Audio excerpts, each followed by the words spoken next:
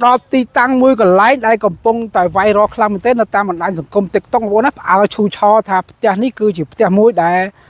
ở miền mọi lông vốn này lấy một vốn chạm á chạm cầm lá chạm tia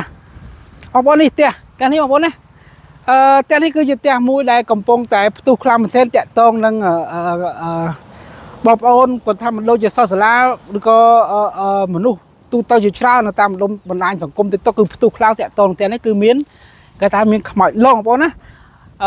lấy khi mà một lao thì tăng đi to hai bọn nó tiếp xem đừng lo bọn lao từ lỡ lại nhưng mà lao cọp theo sân mà một cọp theo sân bọn là tẹt to đằng tẹt ní mà mình thăm mình đá đấy không bọn á cứ thà là bay làm mình tên nó bay là khi mà một đọp tẹt thì phím cứ tham miên bọn chỉ sau lá còn ban chụp mà tô bằng prom pin đằng cọp tẹt hắn còn ban còn prap tha tẹt ní cứ cái bay kháng tẹt to đằng tẹt ní hai mũi tiết mà giang một tiết và tam prom miên nhom đằng kháng tẹt to tẹt ní cứ tha bóp ôn là nơi một ông nắng cứ tha pe chụp lá bóp ôn sấy còn tha chỉ một tô cắt nắng cứ mình hiên nghiệm bóp tiền không bóp cứ tha tiền nó cứ tha nẹt khác cái than lồng bật cọt mền chắc bạn tha mình thôi mà đa thế nó pe được cho bạn cho mắt bạn đang tha áo mấy ông áo khang mình tên tông tên hết áo khang à hay ông bóp lại bây giờ một tiền tông tiền cứ tha bột tam thìខ្ញុំđang mà xong có xong tông cha tiền phong á bột tam làខ្ញុំđang cứ tha tiền ní thơ sang xong mình to rủi ro thế mình cái mà chắc thế ban từ luôn nơi ai tới thay bạn này trong tiền đi một tan mặc nhưng mơ tầm rong bị cào tao to làm từ lớn không có cứ tiền này bên giòn đấy bông chứ thăm bạn áp tiền là thơ tiền cứ thay cái miên là giòn mà sẽ lắc đại trong cái đá tiền hai bông á còn tiền này cứ ăn miên thế bông trong tiền cái nào thật thơ hai miên giòn nó với trái cứ miên ảm luôn nơi bông miên bông ôm mà chỉ nuôi cũng ăn thọt chó bông á anh chỉ riêng phân nhiều đáng tiếc phần té còn bạn ở nhưng mơ được thọ tiết cái tháo khơi cho bật cọt men sống á ta lấy dương nhom no rắm trong no rắm một bồn tích lao từ lớn tia tăng vô ta xem xong mà chia sài đòn cha thẹp hóng và xem giấy tờ Meka Costco xong tô hơn á của ấy là điệp tên hết cái bông tay là bay làm mình tế là không ta mình làm công cái đôi chia nó làm bón nó cứ bông là bay khang thà tên nó cứ chim tia mũi đá cô ấy pro chỉ tìm phân ông ôn á ông ôn về đượcខ្ញុំlàm là lớnខ្ញុំមានអារម្មណ៍ថាផ្ទះនេះមើលបងប្អូនមើលnóកាមេរ៉ាចាប់លើដំបូលចាប់នៅតាមនៅលើដំបូលនៅថានោះគឺថាអត់មានយន់នេះបងប្អូនពេលច្រើនផ្ទះគេធ្វើគឺត្រូវតែមានយន់មួយសន្លឹកអញ្ចឹងណាកណាត់មួយសន្លឹកហ្នឹងទៅប៉ុន្តែតែនេះអត់ធ្វើអត់តន់នេះហើយទេបងប្អូនបើតែខ្ញុំដឹងពីបងប្រុសម្នាក់ដែលជាសិស្សសាលាដែលគាត់មកលេងនៅហ្នឹងបងប្អូនគាត់ថាគាត់ស្គាល់ប្រវត្តិតែនេះខ្លះតែនេះគឺចាប់ដើមធ្វើមិនតរួចដល់ហើយគឺថាប្រៃពុនទាំងពីរហ្នឹងក៏បានលេងលះគ្នាអញ្ចឹងណាបងប្អូនអានេះខ្ញុំអត់ដឹងណាខ្ញុំនិយាយតាមគេនិយាយប្រាប់ដែរណាថាធ្វើតន់ហើយទេក៏បញ្ជាក់តែទាំងពីរលេងលះគ្នាទៅហើយក៏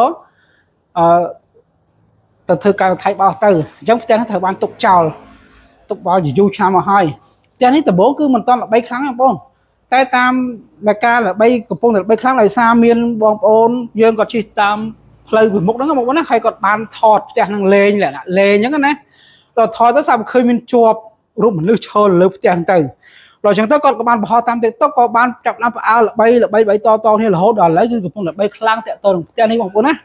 ហើយមានបងប្អូនមួយចំនួនក៏ដូចសិស្សសាលាមួយចំនួនគាត់បានជិះមកលេងក៏មកថតគាត់អីក៏បានថតអីក៏បានជាប់ឃើញរូបអីប្លែកទៅក៏ចាប់តាមល្បីផ្ទុះខ្លាំងទៅបងប្អូនណាឥឡូវខ្ញុំបានមកដល់ទីតាំងផ្ទាល់ហើយក៏បានមកចុះមកថតហើយក៏បានសុំគេថតឲ្យលើផ្ទាល់ទៀតបងប្អូនណានេះបងប្អូនមកខាងនេះបងប្អូននៅបន្ទប់នេះគឺមានទូមួយបងប្អូនណាទូនេះគឺដួលរលំហ្នឹងបងប្អូនខ្ញុំមិនដឹងថាមូលហេតុអីទេហើយមានអាវចាស់អីមានកណ្ដោមអីកាត់ស៊ីអញ្ចឹងទៅណាអញ្ចឹងភាគច្រើនគេថតជាប់នៅបន្ទប់ហ្នឹងបងប្អូនណានៅបន្ទប់មួយហ្នឹងគឺថតជាប់មានឃើញរូបស្រមោលអញ្ចឹងទៅចាប់តាំងពីចាប់ដើមថតជាប់ហើយគឺថាមានការចែករំលែកបន្តគ្នាតាក់ទងផ្ទះនេះហើយក៏ចាប់ដើមល្បីម្ដងតិចរហូតដល់ឥឡូវនេះគឺកំពុងល្បីខ្លាំងបងប្អូនណាបងប្អូនផ្ទះនេះបងប្អូនឃើញទេផ្ទះគឺមានលក្ខណៈក្តារនេះគឺមានប្រហែងប្រហោងអញ្ចឹងគេឲ្យធ្វើទេជាតំណមរបស់ខ្មែរយើងដើមឲ្យតែក្តារមានប្រហោងប្រហែងប្រហោងអញ្ចឹងគេឲ្យយកធ្វើផ្ទះយកធ្វើអនុយកធ្វើអញ្ចឹងទេកាលណាធ្វើទៅវាមានបញ្ហាហើយណាមួយផ្ទះនេះគឺអត់មានយន្តការពារអញ្ចឹងទៅក៏វាពិបាកដែរហើយណាមួយផ្ទះនេះទុកចោលយូរឆ្នាំហើយបងប្អូនអើយផ្ទះទុកចោលយូរឆ្នាំដល់អញ្ចឹងទៅធ្វើឲ្យផ្ទះនេះវាច្បាស់ជាមានទេមិនអត់ទេតាក់ទងនឹងហៅថាអនុអញ្ចឹងទៅណាបងប្អូនតែឥឡូវខ្ញុំសុំចុះទៅក្រោមអត់សូវស្រួលទេបងប្អូនខ្ញុំសុំចុះទៅក្រោមវិញបងប្អូន mấy nhóm chơi thành giấy đâu bốn tiền này cứ bông thật là bay bắt quạt men xong bây giờ bay được nhóm cho mà đó thì tăng to khi mà ăn bắt đầu rụp hiệp trong vinh bà là về tiền thì to hay là này cứ miền ôn chỉ sao là còn chỉ một tô là hỗ đó từ chất ha xong rồi đây vì tiền thằng tới không bốn á là bay lang bay là nó không mình đang dùng công TikTok có chẳng hay bọn còn trồng vào lòng bờ sai mà bốn á mình là khác còn bán khơi rụp hiệp nó không video cái một hai tháng mình khơi cho rụp ấy chùm lại nhưng còn khơi còn chẳng còn xe to hết thôi tiền hết tu qua khăng hai miền bom ôn có đâu chưa sao là mà tí đi căn là tràn bốn á cứ mau 100 ថ្ងៃមកមិនថាប្រសាក់មិនថាប្រសាទេគឺមកថតទាំងនេះដូចគ្នាបងព្រោះតាទាំងនេះកំពុងតែល្បីខ្លាំងនៅតំបន់នេះផ្ទាល់បងណាតំបន់នេះខ្ញុំមិនដឹងថាភូមិទេគាត់ដឹងថាតំបន់នេះគេហៅថាម្ដងមកទឹកឡងបងណាទឹកឡងនៅក្នុងខេត្តកំពង់ស្ពឺផ្ទាល់តែម្ដងអញ្ចឹងនៅខាងលើផ្ទះអត់សូវមានហ៊ានឡើងបងណាប៉ុន្តែខ្ញុំហ៊ានឡើងមិញដោយសារខ្ញុំបានចុះមកដល់ផ្ទាល់ហើយអញ្ចឹងត្រូវតែឡើងបងណាអញ្ចឹងដឹងថាតើផ្ទះហ្នឹងមានលក្ខណៈសភាពដូចម្ដេចដែរបានជាល្បីខ្លាំងម្ល៉េះតាក់ទងនឹងបងប្អូននៅក្នុងមូលដ្ឋានក៏ដូចជាបងប្អូនមួយចំនួនដែលមកពីចម្ងាយជាពិសេសសិស្សសាលាផ្ទាល់មកណាក៏ល្បីខ្លាំងមែនទែនតាក់ទងនឹងក្នុងបណ្ដាញសង្គមបងប្អូនណាគឺគាត់មកភ្លុកទឹកភ្លុកដីឬថាថ្ងៃហ្នឹងមកតិចនេះរត់ដល់មកច្រើនណាមកតង្គោយន្តមកមើលផ្ទះហ្នឹងបងប្អូនខ្ញុំដឹងថាផ្ទះហ្នឹងវាល្បីដល់ហ្នឹងឯណាតែបើខ្ញុំមកដល់ផ្ទាល់មិនដឹងថាដូចគេនិយាយមែនបងប្អូនតាតែលើយើងមកក្រុមតិច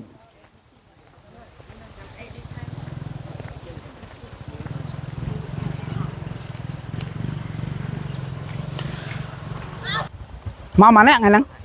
មកម៉ានអ្នកមកថ្នាក់ហ្មងហ៎មកកាប់អាស័យផងមកមើលផ្ទះហ្នឹងផងកាប់អាស័យហ៎អូខេល្បីខ្លាំងមកដល់ហ្នឹងមែនទេ1គីឡូពីសាលាមក3គីឡូ3គីឡូ3គីឡូមិន4 5ជាង10គីឡូចង់10គីឡូហ៎នេះសារចង់មកឃើញផ្ទះហ្នឹងមកមែនទេអូខេល្បីខ្លាំងផ្ទះហ្នឹងល្បីខ្លាំងហ៎ខ្លាំងអូនៅហ្នឹងមានស្កប់នៅហ្នឹងភូមិអីហ៎ទាំងបាយភូមិទាំងបាយខុំទឹកឡងហ៎អូសាមគ្គីមានជ័យអាហ្នឹងស្រុកអីអូខេ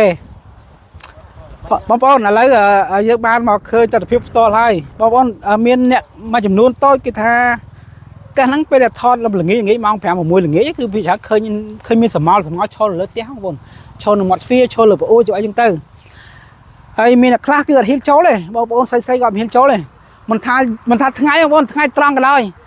តែពីអ្នកស្រីក៏ហ៊ានចូលផ្ទះហ្នឹងបងប្អូនណាមិនធម្មតាទេបងប្អូនផ្ទះហ្នឹងគឺដូចគេល្បីប្រកាសមែនគឺថាផ្ទះនេះគឺអត់មានចដាឡើងទេបងប្អូនណាគឺដោយសារផ្ទះហ្នឹងបើខ្ញុំសើបមើលទៅបើផ្ទះនេះគឺធ្វើអត់តាន់ហើយទេបងប្អូនធ្វើមិនតាន់ហើយរួចរាល់ជាលក្ខណៈផ្ទះទេអញ្ចឹងក៏បានផ្ទះហ្នឹងក៏បានផ្អាកសាងសង់ឲ្យទុកចោលហើយទៅម្ចាស់ផ្ទះក៏ទៅរកស៊ីនៅស្រុកក្រៅបាត់ទៅបងប្អូនណាអញ្ចឹងធ្វើឲ្យផ្ទះនេះគឺធ្វើមិនតាន់ហើយទេគឺថានៅប្រហែងប្រហោងក្រុមផ្ទះហើយនៅអត់មានចដាហើយអត់មានយន្តបំពាក់អីត្រឹមត្រូវធ្វើឲ្យផ្ទះហ្នឹងគឺជាផ្ទះមួយដែលផ្ទះមួយត្រូវបានគេបោះបង់ចោលជាយូរឆ្នាំហើយផ្ទះកាលណាទុកចោលយូរឆ្នាំនៅកណ្ដាលវាលស្រែដល់ស្ងាត់ស្រងំអញ្ចឹងមិនអាចទេបងប្អូនច្បាស់ជាមានមនុស្សអីឬក៏អីនៅហើយបងប្អូនគឺថាផ្ទះនេះគឺថាមើលទៅ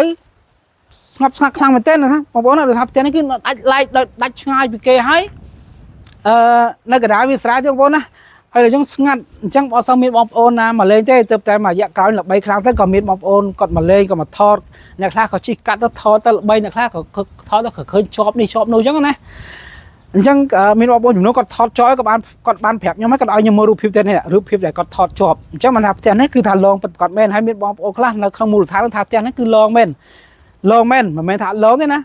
ឲ្យតែជិះកាត់ហ្នឹងម្នាក់ឯងល្ងាចពេលយប់ម៉ោង 7 8អីហ្នឹងជិះកាត់ផ្ទះហ្នឹងគឺតែខ្ញុំឃើញមានងាកមកឃើញមានអីប្លែកទៅតែអ្នកខ្លះជិះមកហ៊ានងាកមើលទេស្រីហ៊ានងាកមើលផ្ទះហ្នឹងឯណាបងប្អូនអានេះនិយាយតាមត្រង់និយាយតាមអ្វីដែលខ្ញុំបានសួរបងប្អូនក៏ជាបរិវត្តឬក៏សិស្សសាលាដែលគាត់មកលេងនៅទីនេះផ្ទាល់គាត់ថាផ្ទះនេះឡងបងប្អូនឡងពិតប្រាកដមែនឡងតាំងពីយូរណាស់ហើយប៉ុន្តែគេអត់សូវចាប់អារម្មណ៍ទើបតែផ្ទុះមួយរយៈដែលគេបង្ហោះក្នុងបណ្ដាញសង្គម TikTok ផ្ទុះទៅបាន share តនេះទៅផ្ទុះខ្លាំងទៅមានទាំងលោកមានទាំងប្រសក់មានទាំងបងប្អូនប្រជាជនសិស្សសាលាមកលេងមកថតមកអីទៅមកតែពេលថ្ងៃទេបើនិយាយពីពេលយប់វិញអត់មានអ្នកមកបងប្អូនណាអ្នកជីកាត់សឹងតែមិនហ៊ានងាកមើលទេបងប្អូនអ្នកខ្លាចបងប្អូនណាខ្ញុំជឿថាខ្ញុំយល់អារម្មណ៍បងប្អូនអ្នកខ្លាចខ្មោចបងប្អូន អ្នកខ្លាចខ្មោចអ្នកខ្លះខ្លាចមែនតែនហ្មងសូម្បីតែលឺសលេងស្មូតតាមភូមិអ្នកខ្លះកលំភួយដេកចិត្តឈើងអត់ទាំងហ៊ានបើកសុំចិត្តបែកញើសនឹងអារម្មណ៍អ្នកខ្លាចដូចផ្ទះនេះអញ្ចឹងអ្នកខ្លះខ្លាចខ្លាំងមែនតែនសូម្បីតែជីកកាត់នឹងសូម្បីតែងាកមើលក៏ហ៊ានងាកមើលដែរដោយសារខ្លាចងាកមើលទៅខ្លាចឃើញអីទៅភាគច្រើនបងប្អូននៅហ្នឹងក៏ប្រាប់ទាំងថាអូនផ្ទះហ្នឹងលងយូរហើយមិនមែនទៅតែលងទេប៉ុន្តែគ្រាន់តែវាអត់ល្បីគាត់ថាដឹងអីស្រាប់តែមួយរយៈក្រោយហ្នឹងមួយរយៈប្រហែលខ្ទង់2-3អាទិត្យហ្នឹងស្រាប់តែផ្ទុះខ្លាំងនៅក្នុងបណ្ដាញសង្គម TikTok ផ្ទុះខ្លាំងតាក់ទងផ្ទះហ្នឹងថាលងអញ្ចឹងណាអ្នកខ្លះក៏ថតឃើញនេះថតឃើញនោះទៅហើយបងប្អូនសូមឲ្យខ្ញុំឈរហ្នឹងក៏ធំលន់នឹងផ្លៃបងប្អូនណានេះធំលន់នឹងផ្លៃមែនតើធំលន់ដូចមានអារម្មណ៍ថាផ្លៃខ្លាំងក្លិននេះដូចក្លិនមានក្លិនធូបក្លិនអីមិនហ្នឹងបងប្អូនផ្លៃខ្លាំងមែនតើបងប្អូនអញ្ចឹងបានថាផ្ទះហ្នឹងធ្វើអត់តាន់ហើយទេកំពុងតែធ្វើហ្នឹងស្រាប់តែប្រពន្ធក៏ស្លាប់នៅផ្ទះផ្ទាល់ហ្មងតែពីមុនមកអត់តល្បីចឹងទេទៅតែមួយរយៈក្រោយល្បីខ្លាំងណាមួយខែល្បីខ្លាំងហ្មងអូប្រពន្ធអីប្តីអត់ដឹងតាណាទេប្តីគាត់អត់មានកូនមានចៅទេណាអត់សូវដឹងតែមានបងប្អូនសាច់ញាតិនៅក្នុងភូមិហ្នឹងមាននៅខាងវត្តហ្នឹងហ៎អីមិនធម្មតាដឹងតែបានបងប្អូនស្រីមកដល់ប្រាប់ថាផ្ទះហ្នឹងថាតន់ហើយទេប៉ុន្តែប្រពន្ធគាត់បានស្លាប់ក្នុងផ្ទះហ្នឹងបងប្អូនណាតែពីមុនមកអត់តល្បីខ្លាំងមួយពេលមួយខែក្រោយនេះល្បីខ្លាំងមែនទែនហ្មងតាក់ទងផ្ទះហ្នឹងណាអញ្ចឹងមកថាផ្ទះហ្នឹងមិនធម្មតាបងប្អូន